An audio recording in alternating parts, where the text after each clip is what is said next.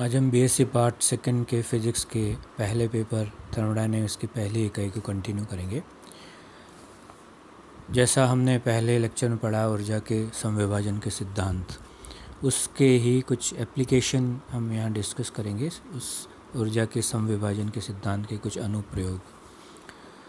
तो ऊष्मागतिकी का प्रथम नियम हमने पढ़ा हुआ है। ऊष्मागतिकी के प्रथम नियम से किसी निकाय की आंतरिक ऊर्जा में जो परिवर्तन होता है वो उस निकाय को दी गई ऊष्मा व निकाय द्वारा किए गए कार्य के अंतर के तुल्य होता है। तो इसको हम इस तरह से लिख सकते हैं। अगर आंतरिक ऊर्जा में परिवर्तन du है तो उसको delta Q minus delta W लिख सकता हूँ। अगर आयतन नियत है, माने यह प्रोसेस अगर नियत आयतन पर हो रहा है तो निकाय द्वारा किया गया कार्य शून्य होगा। अतः जो भी ऊष्मा हम निकाय को दे रहे हैं वो उसकी आंतरिक ऊर्जा में परिवर्तन अर्थात तो उसके तापमान में परिवर्तन करेगा। तो CV अगर हम विशिष्ट ऊष्मा लिखना चाहें, और क्योंकि आयतन नियत है तो नियत आयतन पर विशिष्ट ऊष्मा CV को हम डेल्टा Q अपन dt लिख सकते हैं, और ऊपर वाली इक्वेशन से डेल्टा Q को हम du लिख सकते हैं क्योंकि डेल्टा W 0 के बराबर है। तो 1 मोल आदर्श गैस की अगर बात करें और अगर नियत दाब हो अर्थात आयतन परिवर्तित हो रहा हो, तो हम डेल्टा W को PdV लिख सकते हैं। अगर ऊष्मा देने पर आयतन में परिवर्तन dV हो रहा हो, और PdV को RdT लिख सकते हैं। PV = RT जो गैस समीकरण है उसका अवकलन करें तो इससे नियत दाब पर जो विशिष्ट ऊष्मा Cp होगी वो डेल्टा Q/dt, और डेल्टा Q को हम du प्लस dW या डेल्टा W लिख सकते हैं। डेल्टा W अब 0 नहीं है तो du का मान CV dt और डेल्टा W RdT हमने लिख दिया ऊपर वाली इक्वेशन से। तो इस तरह से हम अगर इसको सॉल्व करें तो Cp माइनस CV R के बराबर होता है, जहाँ Cp और CV मोलर विशिष्ट ऊष्माएँ हैं।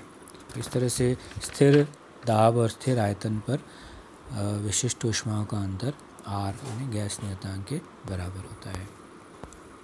तो अगर इसी बात को हम आणविक निकायों के लिए लागू करें तो किस तरह से कर सकते हैं। हम जानते हैं हर अणु की स्वतंत्र कोटियों की संख्या अगर F है और अगर अणुओं की कुल संख्या N है तो उसकी जो ऊर्जा होगी, आंतरिक ऊर्जा होगी, उसको हम इस तरह से लिख सकते हैं, क्योंकि half kT law of equipartition of energy से हर स्वतंत्र कोटि के कॉरेस्पॉन्डिंग हाफ kT ऊर्जा होगी। F स्वतंत्र कोटियाँ हैं तो F गुना हो जाएगी, और इस तरह के N अणु हैं कुल, तो कुल ऊर्जा N गुना हो जाएगी। और अगर हम स्मॉल n को n/n0 लिख सकते हैं, जहाँ n मोल संख्या है, n कुल परमाणु अणुओं की संख्या है और n जो अवगतो संख्या है, तो n = n/n0 लिख सकते हैं। इसी तरह से R को हम अवोगाड्रो नंबर और बोल्ट्जमैन नियतांक के मल्टीप्लिकेशन के रूप में लिखते हैं, तो n0 × k। तो इन दोनों इक्वेशन का उपयोग अगर करें हम तो nr को हम n के लिख सकते हैं। तो जो हमने इक्वेशन अभी लिखी है NF 1/2 kT, उसमें हम इसको लिख सकते हैं F/2 nRT। 1 मोल के लिए अगर लिखें इक्वेशन तो n = 1 हो गया, तो F/2 RT लिख सकते हैं। तो नियत आयतन पर मोलर विशिष्ट ऊष्मा अगर लिखें CV तो du/dt, जो कि ऊपर वाली इक्वेशन का अगर T के सापेक्ष अवकलन करें हम तो F/2 R प्राप्त होता है। उसी तरह से आदर्श गैस के लिए अगर नियत दाब पर विशिष्ट ऊष्मा निकालनी है तो जैसा हम पहले लिख चुके हैं Cp माइनस CV R के बराबर होता है, तो इससे Cp = CV + R हो गया। CV का मान समीकरण 1 से लिख दिया, तो Cp का मान हमारे पास में F+2/2 × R आ गया। और गामा का मान निकालें विशिष्ट ऊष्माओं का अनुपात का, तो Cp/CV गामा, तो समीकरण 1 और 2 से यह F+2/F के बराबर आ जाता है। तो इस तरह से हम ये देखते हैं कि समीकरण 1, 2 और 3 में CV, Cp और गामा ये तीनों ही ताप पर निर्भर नहीं करते हैं। अब अगर हम इसका उपयोग करें एक परमाणु का आदर्श गैस की विशिष्ट ऊष्माएं निकालने के लिए, तो अगर एक परमाणु का आदर्श गैस है तो उनके अणुओं की ऊर्जा केवल स्थानांतरणीय गतिज ऊर्जा के कारण होगी, तो उसको हम इस तरह से लिख सकते हैं 1/2 m p² और p² अगर तीनों घटक लें संवेग के, तो इस तरह से लिख सकते हैं। और एक परमाणु अणु की जो स्वातंत्र कोटि होती है वो 3 होती है,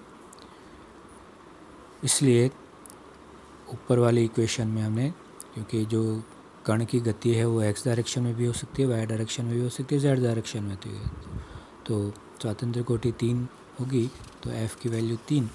तो पहले जो हमने इक्वेशन निकाली है उसके हिसाब से 1 मोल गैस के लिए कुल आंतरिक ऊर्जा F/2 RT, f की वैल्यू 3 लिख दी हमने, तो 3/2 8 हो गया। और समीकरण 1 से CV का मान स्थिर आयतन पर विशिष्ट ऊष्मा F/2 R होती है, f की वैल्यू लिख दी हमने यहाँ पर, तो CV/R का मान 1.5 आया। इसी तरह से समीकरण 2 से स्थिर दाब पर विशिष्ट ऊष्मा F+2/2 × R, तो इससे CP/R का मान 2.5 आएगा। यहाँ पर ये 2.5 हमने लिखा है, पर ये CP/R के बराबर है। 5/2 × R = 2.5 नहीं, CP/R = 2.5। इस तरह से इन दोनों इक्वेशन से CV और CP से हम गामा का मान निकालें, तो यह CP/CV F+2/F यानी 1.67 आ रहा है। तो ये जो हमने गामा का मान निकाला, यह एक परमाणु गैसों के लिए जो मान नापे गए हैं उनके लगभग बराबर आता है। तो एक तरह से यह law of equipartition of energy को के सत्यता को प्रमाणित करता है। उसी तरह से दूसरा उपयोग देखें यहाँ, द्विपरमाणु गैसों की विशिष्ट ऊष्माएं ज्ञात करने के लिए। तो सामान्य ताप पर द्विपरमाणु अणु की स्वतंत्र कोटियों की संख्या कुल 5 होती है, 3 स्थानांतरणीय और 2 घूर्णन गति के कॉरस्पॉन्डिंग। तो अगर ऊर्जा के समविभाजन के सिद्धांत का उपयोग करके हम 1 मोल द्विपरमाणु गैस के लिए ऊर्जा निकालें, तो U = F/2 RT, F 5 है, तो इससे 5/2 RT हो गया। और CV का मान और CP का मान निकालें जैसे पहले हमने कैलकुलेट किया, तो CV/R 2.5 आ रहा है, CP/R = 3.5 आ रहा है। F का मान हमने यहाँ पर 5 रखा है क्योंकि 5 स्वतंत्र कोटि होती हैं द्विपरमाणु गैस के लिए, और गामा का मान इससे आ रहा है 1.4। तो हमें देखते हैं कि ये जो मान है गामा का, यह भी द्विपरमाणु गैसों के लिए जो मापे गए मान हैं उसके लगभग बराबर आता है। फिर ठोसों के विशिष्ट ऊष्मा की बात करें हम। ठोसों की विशिष्ट ऊष्मा ज्ञात करने के लिए हम ये कह सकते हैं कि ठोसों के अणु अपनी माध्य स्थितियों के प्रति दोलन करते रहते हैं, यानी प्रत्येक अणु सरल आवर्त गति करता हुआ माना जा सकता है। प्रत्येक को अगर एक द्रव्यमान बिंदु माने तो उसकी 3 स्वतंत्र कोटियाँ होंगी, और जो सरल आवर्त गति करते हुए कण की कुल ऊर्जा होगी वो स्थितिज ऊर्जा और गतिज ऊर्जा का योग होगी। तो इस तरह से अगर x दिशा में गति कर रहा है तो उसकी कुल ऊर्जा इस तरह से लिख सकते हैं, और इसी तरह से अगर y दिशा में गति कर रहा हो और z दिशा में गति कर रहा हो तो हम माध्य ऊर्जा उसकी Ex बार, Ey बार और Ez बार को kT लिख सकते हैं, क्योंकि यदि समविभाजन सिद्धांत ठोसों के लिए मान्य है तो प्रत्येक स्वतंत्र कोटि के लिए ऊर्जा kT होगी, हाफ kT गतिज ऊर्जा के लिए और हाफ kT स्थितिज ऊर्जा के लिए। तो अणु की माध्य ऊर्जा तीनों को जोड़ दें हम तो 3 kT हो जाएगी, और n परमाणुओं की कुल ऊर्जा तो n गुना हो जाएगी। और जैसे हमने पहले लिखा था Nk = nR, तो उसका उपयोग यहाँ किया है हमने। और इससे अगर नियत आयतन पर मोलर विशिष्ट ऊष्मा निकालें CV, तो ऊपर वाली इक्वेशन का हम T के रेस्पेक्ट में अवकलन करें तो ये 3R होता है। R का मान हम लिखें यहाँ, तो CV का मान आ जाता है 25 × 10³ जूल पर मोल डिग्री।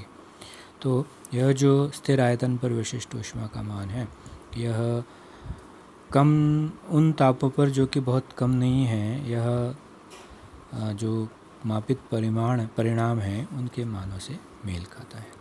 तो इस तरह से हमने कुछ चीज़ें कैलकुलेट की और law of equipartition of energy का उपयोग किया, और उससे जो वैल्यूज़ हमें मिल रही हैं वो लगभग सही मिल रही हैं जो मान पहले नापे गए हैं।